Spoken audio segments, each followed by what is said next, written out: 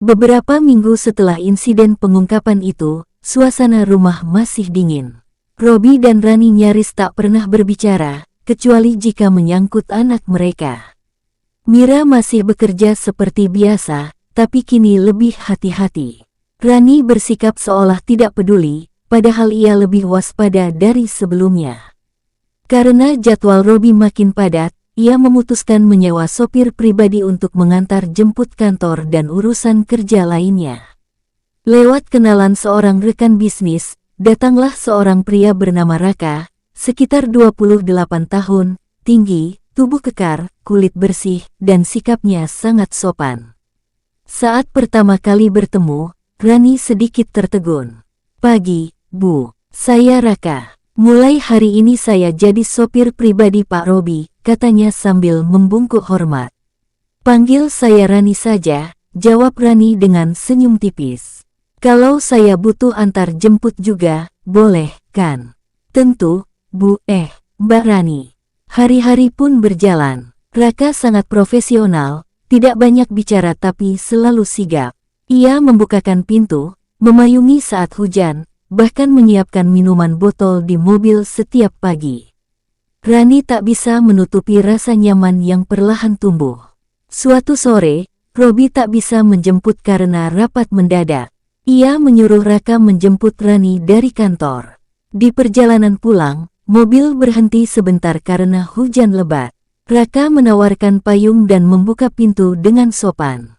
Tangan mereka bersentuhan sejenak. Rani merasa hangat. Ada perasaan aneh yang lama tak ia rasakan, diperhatikan, dihormati, bahkan dianggap berharga. Di mobil, Rani melirik dari kaca tengah.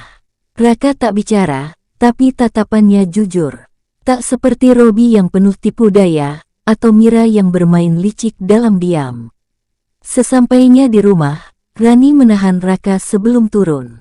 "Terima kasih sudah antar," katanya pelan. "Kamu beda." Raka hanya tersenyum sopan. "Saya hanya menjalankan tugas, Mbak Rani." Tapi dalam hati, keduanya tahu, tugas itu mulai berubah bentuk. Dan benih yang ditanam diam-diam, mulai tumbuh di tanah luka yang lama terbuka. Sejak hari itu, Raka mulai lebih sering mengantar jemput Rani. Bukan karena diminta, tapi karena Robi sengaja menyuruhnya, entah karena tak ingin bertemu Rani lebih sering, atau karena benar-benar sibuk. Rani tak peduli. Yang ia tahu, setiap perjalanan bersama Raka membuat dadanya terasa lebih ringan.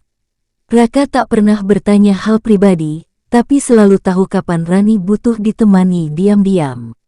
Saat Rani tampak murung, Raka hanya memutar musik lembut.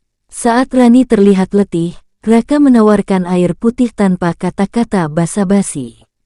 Lelaki itu tidak menuntut, tapi kehadirannya seperti oasis bagi hati Rani yang kering oleh pengkhianatan. Suatu malam, Rani keluar dari kantor lebih lambat dari biasanya. Hujan turun lagi. Saat masuk ke mobil, ia menggigil kecil. Raka buru-buru menyalakan penghangat, lalu melepas jaketnya dan menyodorkannya ke belakang. "Pakai ini dulu, Mbak. Biar hangat." Rani terdiam sejenak, lalu menerimanya. Jaket itu masih hangat. Ia mengenakannya pelan, lalu bersandar ke kursi sambil menatap ke jendela yang dipenuhi embun. "Raka." "Ya, Mbak. Kamu punya pasangan?" Raka tersenyum kecil, tak menoleh. "Belum. Masih belum berani. Takut nggak bisa setia." Rani tertawa pelan, tapi ada getar luka di balik suaranya. Kata-kata itu nyaris punah sekarang. "Buat saya, itu pondasi utama." Kata-kata itu tak panjang, tapi menghunjam.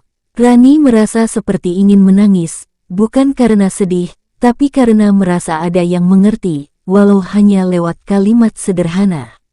Setiba di rumah, Rani tak langsung turun. Ia menoleh ke arah Raka yang mematikan mesin mobil dan menunggu dirinya turun.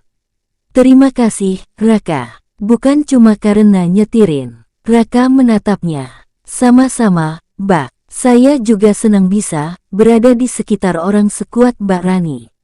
Mata mereka saling menatap beberapa detik sunyi, jujur, dan menahan sesuatu yang perlahan tumbuh. Sesuatu yang terlarang, tapi indah. Dan malam itu, Untuk pertama kalinya, Rani masuk rumah dengan senyum. Bukan karena Robi, bukan karena rumah yang megah, tapi karena di balik gerimis, ada seseorang yang hadir dan membuatnya merasa berharga. Malam itu, Rani duduk di taman kecil samping rumah. Udara dingin menusuk kulitnya, tapi ia tetap di sana, dengan secangkir teh hangat dan selimut tipis di pangkuan. Tanpa suara, seseorang datang dari arah garasi. Lagi sendiri, Mbak? Tanya Raka pelan. Rani menoleh, sedikit terkejut, tapi lalu tersenyum. Iya, lagi butuh sunyi. Raka tak langsung duduk. Ia menunggu isyarat, dan saat Rani mengangguk pelan, ia duduk di kursi sebelah. Mereka hanya diam sejenak. Angin berhembus pelan, menggeser ujung rambut Rani yang mulai tumbuh kembali sejak terakhir kali ia potong karena stres. Aku nggak pernah benar-benar ngerasa dihargai akhir-akhir ini, ucap Rani lirih, hampir seperti berbicara pada dirinya sendiri.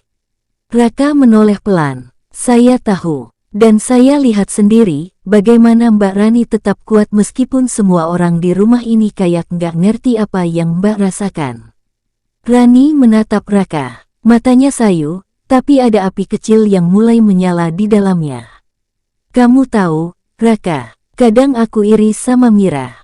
Raka sedikit mengernyit. Iri kenapa? Dia nggak takut kehilangan siapa-siapa. Dia bebas ngelakuin apapun tanpa rasa bersalah. Sementara aku harus mikirin anak, mikirin rumah, mikirin perasaan orang lain, dan tetap senyum. Raka tak menjawab. Ia hanya meraih tangan Rani perlahan. Hangat, tegas, tapi tetap sopan. Kalau saya boleh jujur, saya nggak lihat Mbak Rani sebagai wanita yang kalah. Justru saya lihat wanita yang luar biasa. Rani menatap tangan mereka yang saling menggenggam. Lalu, untuk pertama kalinya, ia membalas genggaman itu. Pelan, ragu, tapi nyata. Malam itu, tanpa kata tambahan, Rani memiringkan tubuhnya dan menyandarkan kepala di bahu Raka. Dan di bawah cahaya lampu taman yang temaram, dalam diam yang lembut dan jujur, dua hati yang terluka mulai saling menyembuhkan. Hubungan Rani dan Raka semakin dekat. Mereka tak pernah membicarakan cinta, tak pernah menyebut kata-kata manis, tapi tatapan mereka saling bicara lebih jujur dari kalimat manapun. Raka tahu Rani terluka, dan Rani tahu Raka tak sekadar hadir sebagai penghibur. Malam itu, Robi tak pulang lagi. Alasannya, urusan bisnis luar kota. Tapi Rani sudah tahu, itu hanya kedok dari rutinitas perselingkuhan yang sudah ia hafal di luar kepala. Rani keluar ke halaman belakang, mengenakan piyama panjang dan syal tipis. Udara malam lembut, dan lampu taman menyala temaram. Raka datang menyusul, bukan karena dipanggil, tapi karena ia tahu. Rani selalu sendiri saat malam seperti ini. Mbak Rani, panggilnya pelan. Rani menoleh. Kamu selalu tahu waktu yang pas untuk muncul. Mereka duduk di kursi kayu berdua. Tak banyak bicara. Lalu, Rani melepaskan syalnya dan memandang ke arah langit. Aku sudah terlalu lama jadi istri yang setia pada pria yang bahkan tak menganggap aku ada. Raka tak menjawab. Ia menatap Rani, dan dengan keberanian yang datang dari rasa peduli yang mendalam, ia menyentuh tangan perempuan itu, hangat dan bergetar. Kamu bukan istri yang gagal, Mbak. Dia aja yang buta. Rani menatap mata Raka. Tatapan itu tidak menuntut, tidak menghakimi. Hanya memberi ruang untuk merasa dicintai kembali. Dan dalam sekejap, jarak di antara mereka runtuh. Rani mendekat, perlahan, dan tanpa kata, mereka saling mencium. Ciuman pertama itu bukan sekadar gairah. Itu pelampiasan dari luka lama, kerinduan akan kelembutan, dan rasa aman yang lama hilang. Malam itu, Rani menyerahkan seluruh dirinya, bukan karena nafsu, tapi karena untuk pertama kalinya ia merasa dihargai sebagai perempuan. Dan ketika tubuh mereka menyatu dalam pelukan hangat di kamar yang dulu terasa dingin, Rani sadar satu hal. Ia memang bukan wanita sempurna, tapi ia pantas dicintai dengan cara yang benar. Robi mulai merasa ada yang berbeda. Rani yang dulu penuh luka, kini justru terlihat tenang. Tatapan matanya tak lagi kosong, langkahnya lebih ringan, bahkan senyumnya yang dulu hilang kini perlahan kembali. Dan itu membuat Robi curiga. Ia menyuruh Mira mengawasi, tapi Mira tak menemukan apa-apa. Rani terlalu cerdas untuk meninggalkan jejak yang bodoh. Sampai suatu malam, Robi pulang lebih awal karena mendadak sakit kepala. Ia tidak memberitahu siapapun, berharap pulang diam-diam dan istirahat. Tapi saat ia memasuki rumah lewat pintu belakang, langkahnya terhenti.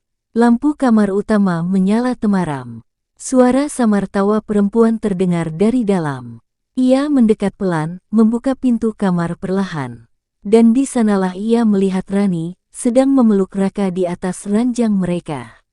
Bukan sekadar pelukan, mereka saling menatap, seperti dua insan yang telah lama saling menyembuhkan luka masing-masing. Robi membeku. Rani sadar kehadirannya. Tapi ia tak tergesa, tak panik.